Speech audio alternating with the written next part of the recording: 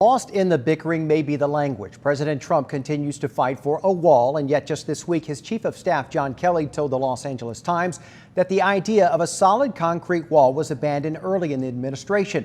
Wall, fence, whatever you want to call it, no one knows what's needed most for border security than border agents themselves. And we took a tour with Border Chief Rodney Scott to see what works, what doesn't, and then we witnessed migrants crossing illegally over what they call an outdated fence.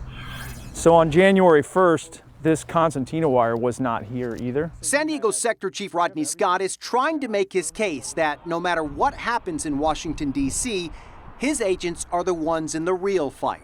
On January 1st, the people throwing the rocks were up on top of that berm. He shows us where the most recent confrontation took place with migrants trying to cross the border. Scott says they had to use smoke bombs and eventually tear gas after rocks were thrown from Mexico. And he claims assaults on his agents are up 300% this fiscal year. I'm 100% confident that not only were the rocks thrown first, the rocks were thrown on numerous occasions before my agents actually deployed less lethal south. The biggest problem, according to Scott, is this outdated and ineffective fence. In some cases, there is no way for his agents to see who's on the other side and if they pose a danger.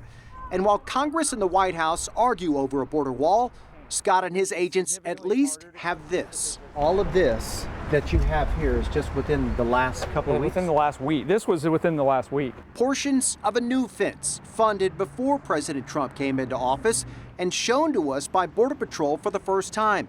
Eventually, it will be 14 miles long and 18 feet high on average, even taller in other areas. For Border Patrol agents, they call this a game changer in border security. This new fence, as you can see, has concrete that runs 6 feet below. You can't dig through. Steel barriers here that you can actually see through and what's on the other side.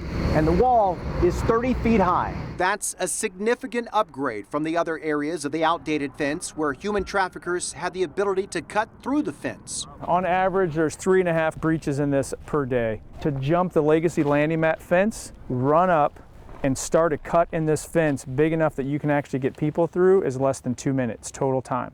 And just as Chief Scott says that, we spot 3 migrants who jumped the old fence but had no desire to cut through that secondary fence and escape.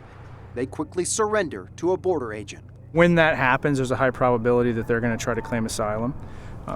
But what that really means is that they just cut the line in front of a couple of thousand people that have doing it right, that are waiting at the port of entry. And as of December the 22nd, Border Patrol agents are among those government employees working without pay during this shutdown. Chief Scott says both border security and the morale of the people that work for him will be challenged if the shutdown gets drawn out.